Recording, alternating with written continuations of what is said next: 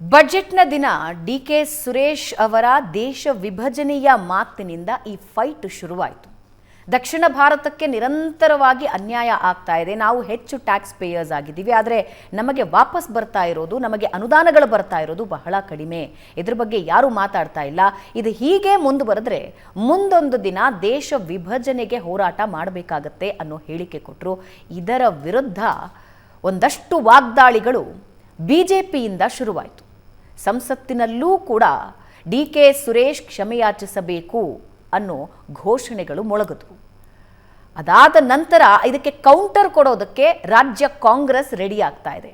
ನಮಗೆ ಯೋಜನೆಗಳು ಬರ್ತಾ ಇಲ್ಲ, ನಮಗೆ ಅನುದಾನಗಳು ಬರ್ತಾ ಇಲ್ಲ, ಹಾಗಾಗಿ ನಾವು ಹೋರಾಟ ಮಾಡ್ತೀವಿ ಅಂತ ಫೆಬ್ರವರಿ 7ನೇ ತಾರೀಕು ದೆಹಲಿಯಲ್ಲಿ ಹೋರಾಟಕ್ಕೆ ರೆಡಿಯಾಗಿದ್ದಾರೆ. ಬಿಜೆಪಿ ರಾಜ್ಯ ಕಾಂಗ್ರೆಸ್ ಹೇಳ್ತಾ ಇರೋದು ಸುಳ್ಳು ಅಂತ ಹೇಳಿ ಬೆಂಗಳೂರಿನಲ್ಲಿ ಹೋರಾಟಕ್ಕೆ ರೆಡಿಯಾಗಿವೆ. ಒಂದು ಸಮಾಧಾನದ ವಿಷಯ ಅಂದರೆ ಬರೀ ಹೋರಾಟಕ್ಕೆ ಸೀಮಿತವಾಗದೆ ಎರಡೂ ಪಕ್ಷಗಳು ಡಾಕ್ಯುಮೆಂಟ್ಸ್ ಸಮೇತ ಈ ಬಾರಿ ಹೋರಾಟಕ್ಕೆ ರೆಡಿ ಆಗ್ತಾ ಇವೆ. ಯಾವ ರೀತಿ ಇರುತ್ತೆ ಫೆಬ್ರವರಿ 7ನೇ ತಾರೀಕು ಕೇಂದ್ರದಲ್ಲಿ ಅಂದರೆ ಡೆಲ್ಲಿಯಲ್ಲಿ ಕಾಂಗ್ರೆಸ್ ಹೋರಾಟ ಮಾಡುತ್ತೆ, ಬೆಂಗಳೂರಿನಲ್ಲಿ ಬಿಜೆಪಿ ಹೋರಾಟ ಮಾಡುತ್ತೆ. ನೋಡ ಆವತ್ತಿನ ದಿನ ಹೋರಾಟದ ಹಾದಿ ಯಾವ ರೀತಿ ಇರುತ್ತೆ ಅಂತ.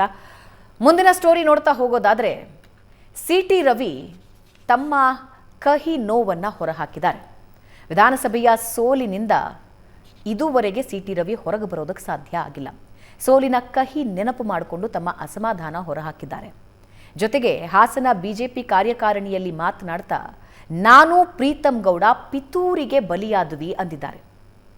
ಸಿ.ಟಿ. ರವಿ ನಾನು ಪ್ರೀತಂ ಗೌಡ ಇಬ್ಬರು ಪಿತೂರಿಗೆ ಬಲಿಯಾಗಿದ್ದೀವಿ. ಕೆಲವು ಸಲ ವಿಷಕಂಠ ಆಗಬೇಕಾಗತ್ತೆ, ಕೆಲವೊಂದು ಸಲ ಸತ್ಯಗಳ ಗೊತ್ತಿದ್ರೂ ಕೂಡ ಸುಮ್ಮನಿರಬೇಕಾಗತ್ತೆ. ಚಿಕ್ಕಮಗಳೂರಿನಲ್ಲಿ ನಾನು ಹಾಗೂ ಹಾಸನದಲ್ಲಿ ಪ್ರೀತಂ ಕೆಲಸ ಮಾಡಿಯೂ ರಾಜಕೀಯ ಪಿತೂರಿಗೆ ಬಲಿಯಾದ್ವಿ. ನಮ್ಮನ್ನ ಕೆಲಸ ಮಾಡಿಲ್ಲ ಅಂತ ಯಾರೂ ಕೂಡ ದೂರೋದಿಲ್ಲ, ಆದರೆ ರಾಜಕೀಯ ಪಿತೂರಿಗೆ ನಾವಿಬ್ಬರೂ ಬಲಿಯಾಗಿದ್ದೀವಿ ಅಂತ ಹೇಳಿದ್ದಾರೆ. ಚಿಕ್ಕಮಗಳೂರಿನಲ್ಲಿ JDS 2018ರಲ್ಲಿ 40,000 ಮತ, ಇತ್ತೀಚೆಗಿನ ಚುನಾವಣೆಯಲ್ಲಿ ಕೇವಲ 1,700 ಮತ ಪಡೆದಿದೆ. ಈ ಹಿಂದೆ ಕಾಂಗ್ರೆಸ್ ಹಾಸನದಲ್ಲಿ 38,000 ಮತ ತೆಗೆದುಕೊಂಡಿತ್ತು. ಈ ಸಲ ಚುನಾವಣೆಯಲ್ಲಿ 4,000 ಮಾತ್ರ ಗಳಿಸಿದೆ. ಪಿತೂರಿ ಹೇಗೆ ನಡೆದಿದೆ ಅಂತ ನಾನು ಬಿಡಿಸಿ ಹೇಳಬೇಕಾಗಿಲ್ಲ. ಸಂಬಂಧ ಕೆಡಬಾರ್ದು ಅನ್ನೋ ಕಾರಣಕ್ಕೆ ನೀಲಕಂಠ ವಿಷಕಂಠ ಆಗಿದ್ದೀವಿ ಇಬ್ರು. ಒಳ್ಳೆ ಉದ್ದೇಶಕ್ಕಾಗಿ ಸಂಬಂಧಗಳು ಕೆಡಬಾರ್ದು ಅಂತ ಸುಮ್ಮನಿದ್ದೀವಿ. ಈಗ ಎಲ್ಲಾನೂ ಬಿಡಿಸಿ ಹೇಳೋದಕ್ಕಾಗೋದಿಲ್ಲ.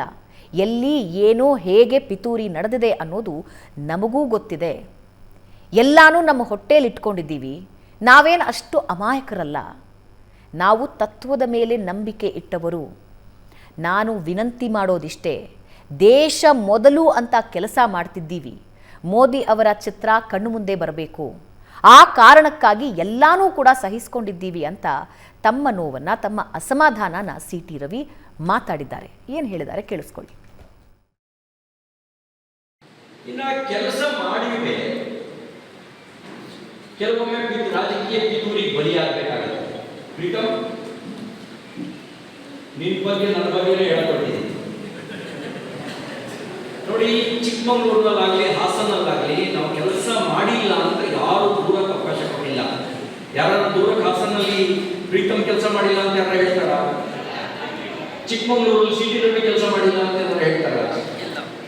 ಆದರೂ ರಾಜಕೀಯ ಪಿತೂರಿಗೆ ನಾವು ಬಲಿಯಾಗಿ. ಚಿಕ್ಕಮಗಳೂರಿನಲ್ಲಿ ಕಳೆದ ಸರಿ JDS 38,000 ಓಟ್ ತಗೊಂಡಿತ್ತು. ಈ ಸರಿ ತಗೊಂಡಿದ್ದು 1,700. ಕಾಂಗ್ರೆಸ್ ಹಾಸನದಲ್ಲಿ 39,800 ಹತ್ತತ್ರ 40,000 ತಗೊಂಡಿತ್ತು. ಹೋದ ಸರಿ ಕಾಂಗ್ರೆಸ್ ಪರ ಟ್ರೆಂಡ್ ಇರಲಿಲ್ಲ, ಹತ್ತತ್ರ 40,000 ತಗೊಂಡಿತ್ತು. ಈ ಸರಿ ಕಾಂಗ್ರೆಸ್ ಪರವಾದ ಟ್ರೆಂಡ್ ಎಷ್ಟು ತಗೊಂಡ್ರು? 4,000. ಇದ್ರೊಳಗಡೆ ಪಿತೂರಿ ನಡೆದಿದೆಯೋ ಇಲ್ವೋ? ಬಹಳ ಸಂಗತಿ ನಾವು ಹೇಳಿದ್ರೆ ಸಂಬಂಧ ಕೇಳುತ್ತೆ. ವಿಷಕಂಠರಾಗಿದ್ದೀವಿ. ಯಾಕೆ ಅಂದರೆ ಒಂದು ಒಳ್ಳೆಯ ಉದ್ದೇಶಕ್ಕಾಗಿ ದೇಶದಲ್ಲಿ ನರೇಂದ್ರ ಮೋದಿ ಅವರು ಮತ್ತೆ ಪ್ರಧಾನಿ ಆಗಬೇಕು, ಯಾವ ಕಾರಣಕ್ಕೂ ಸಂಬಂಧ ಕೆಡಬಾರದು ಅನ್ನೋ ಕಾರಣಕ್ಕೋಸ್ಕರ ಕೆಲವು ಸಂಗತಿಯನ್ನು ಈಗ ಹೇಳುವ ಕಾಲ ಅಲ್ಲ ಅಂತ ಹೊಟ್ಟೆ ಒಳಗೆ ಇಟ್ಕೊಂಡಿದ್ದೀವಿ. ಕೆಲವೊಂದು ಮುಂದ್ಕೊಂಡಿದ್ದೀವಿ ಈಗ ಹೇಳಬಾರ್ದು ಅಂತ. ಏನು ಪಿತೂರಿ ನಡೀತು, ಎಲ್ಲಿ ಪಿತೂರಿ ನಡೀತು, ಯಾರ್ಯಾರು ಪಿತೂರಿಯ ಪಾಲ್ದಾರರು ಗೊತ್ತಿಲ್ಲದೆ ಇರುವಷ್ಟು ಅಮಾಯಕರಲ್ಲ. ನಾವು ರಾಜಕೀಯವಾಗಿ ಹೆಬ್ಬೆಟ್ಟವರಲ್ಲ. ರಾಜಕೀಯವಾಗಿ ನಾವೇನು ಗೊತ್ತಿಲ್ಲದೆ ಇರುವಂಥ ಅಮಾಯಕರಲ್ಲ.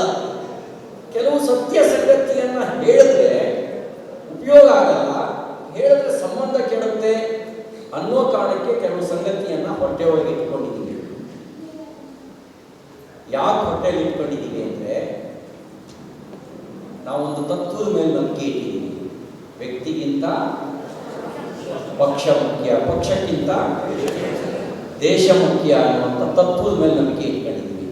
ವ್ಯಕ್ತಿಗಿಂತ ಪಕ್ಷ ಮುಖ್ಯ, ಪಕ್ಷಕ್ಕಿಂತ ದೇಶ ಮುಖ್ಯ ಅನ್ನುವಂಥ ತತ್ವದ ಮೇಲೆ ನಂಬಿಕೆ ಇಟ್ಕೊಂಡಿರೋದ್ರಿಂದ ಕೆಲವು ಸಂಗತಿಯನ್ನ ಗೊತ್ತಿದ್ದು ಕೂಡ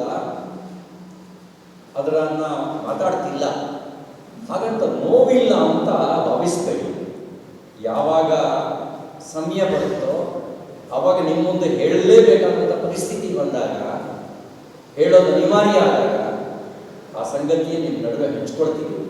ನಾನು ನಿಮ್ಮ ಹತ್ರ ವಿನಂತಿ ಮಾಡೋದಿಷ್ಟೇ, ಭಾರತೀಯ ಜನತಾ ಪಾರ್ಟಿ ದೇಶ ಮೊದಲು ಅನ್ನುವಂಥ ತತ್ವದ ಮೇಲೆ ನಂಬಿಕೆ ಇಟ್ಟು ಕೆಲಸ ಮಾಡ್ತಿರುವಂಥ ಒಂದು ರಾಜಕೀಯ ಪಕ್ಷ. NDA ಯಿಂದ ಯಾರೇ ಅಭ್ಯರ್ಥಿ ಆದರೂ ನಾವು ನಮ್ಮ ಕಣ್ಮುಂದೆ ಬರಬೇಕಾಗಿರೋದು ಯಾರ ಚಿತ್ರ? ಮೋದಿಯವ್ರ ಚಿತ್ರ ಕಣ್ಮುಂದೆ ಬರಬೇಕು. ಈ ಬಾರಿಯ ಬಿಜೆಪಿಯ ವಿಧಾನಸಭಾ ಎಲೆಕ್ಷನ್ ರಿಸಲ್ಟ್ ಇದೆಯಲ್ಲ, ಅದು ಒಳ ಏಟುಗಳ ರಿಸಲ್ಟ್. ಸುಮಾರು 30-35 ಕ್ಷೇತ್ರಗಳಲ್ಲಿ ನೆಕ್ ಟು ನೆಕ್ ಫೈಟ್ ಇತ್ತು. 5,000, 3,000, ಕೆಲವು ಕಡೆ 2,000. ಇನ್ನು ಒಂದು ಸ್ವಲ್ಪ ಶ್ರಮ ಹಾಕಿದ್ದಿದ್ರು BJP ಹೆಚ್ಚು ಸ್ಥಾನಗಳನ್ನು ಗೆಲ್ತಿತ್ತು. ಕಾಂಗ್ರೆಸ್ಗೆ 135 ಸ್ಥಾನಗಳನ್ನು ಬರ್ತಿರಲಿಲ್ಲ ಅನ್ನೋದು ಬಹಳಷ್ಟು ವಿಶ್ಲೇಷಕರು ಮಾತನಾಡೋ ಮಾತು. ರಿಸಲ್ಟ್ ಬಂದಾಗಿದೆ.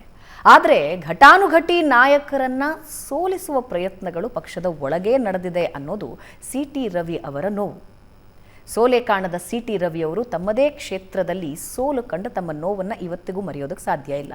ಜೀವನದಲ್ಲಿ ಸೋಲು ಮರೆಯೋದಕ್ಕೆ ಸಾಧ್ಯನೇ ಇಲ್ಲ. ಆದರೆ ತಮ್ಮದೇ ಪಕ್ಷದ ಹಿರಿಯ ನಾಯಕರು ಹಲವು ಕಡೆ ಪ್ರಚಾರಕ್ಕೆ ಹೋಗಲಿಲ್ಲ, ಹೋಗಿ ಪ್ರಚಾರ ಮಾಡಲಿಲ್ಲ, ಆಕ್ಟಿವ್ ಆಗಿ ಇರಲಿಲ್ಲ.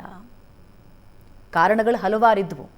ಒಂದು ವೇಳೆ ಹೆಚ್ಚಿನ ಸ್ಥಾನ ಗಳಿಸಿದ್ರೆ ಮುಂದೆ ನಮ್ಮ ಸ್ಥಾನ ಏನು ಪಕ್ಷದಲ್ಲಿ ಅನ್ನೋ ಪ್ರಶ್ನೆಗಳು ಕೂಡ ಹಲವು ನಾಯಕರನ್ನ ಕಾಡಿದ್ವು. ಹಾಗಾಗಿಯೇ ಒಳ ಏಟುಗಳ ಮೇಲೆ ಏಟು ತಿಂದು BJP 65-66 ಸ್ಥಾನಕ್ಕೆ ಕುಸಿಬೇಕಾಯಿತು. ಅದರ ಒಂದು ಭಾಗವನ್ನು ಮಾತ್ರ CT ರವಿ ಅವರು ಹೇಳಿದ್ದಾರೆ. ಆದರೆ ಒಂದಂತೂ ಹೌದು, ಒಳ ಏಟುಗಳೇ BJPಗೆ ಅತಿ ದೊಡ್ಡ ಶತ್ರು. ಇದು ಈಗ ಮಾತ್ರ ಅಲ್ಲ, ಹಿಂದಿನ ಚುನಾವಣೆಯಲ್ಲೂ ಕೂಡ ಗೊತ್ತಾಗಿರೋದು. ಇದರಿಂದ ಲೋಕಸಭಾ ಚುನಾವಣೆಯ ಮೇಲೆ ಇಫೆಕ್ಟ್ ಆಗುತ್ತಾ ಗೊತ್ತಿಲ್ಲ. ಯಾಕಂದರೆ ಮೋದಿ ಇಫೆಕ್ಟ್ ಎಲ್ಲವನ್ನೂ ತೊಡೆದು ಹಾಕಬಹುದು. ಕಳೆದ ಬಾರಿ ಪ್ರಧಾನಿ ಮೋದಿ ಅವರನ್ನು ಅತಿ ಹೆಚ್ಚು ಬಾರಿ ರಾಜ್ಯಕ್ಕೆ ಕರೆಸ್ಕೊಂಡು ರ್ಯಾಲಿಗಳ ಮೇಲೆ ರ್ಯಾಲಿ ಮಾಡಿದ್ರೂ ಕೂಡ ಒಳ ಏಟಿನಿಂದ BJP ಬಚಾವಾಗೋದಕ್ಕೆ ಸಾಧ್ಯ ಆಗಲಿಲ್ಲ. CT ರವಿ ಅದನ್ನೇ ಹೇಳ್ತಿದ್ದಾರೆ.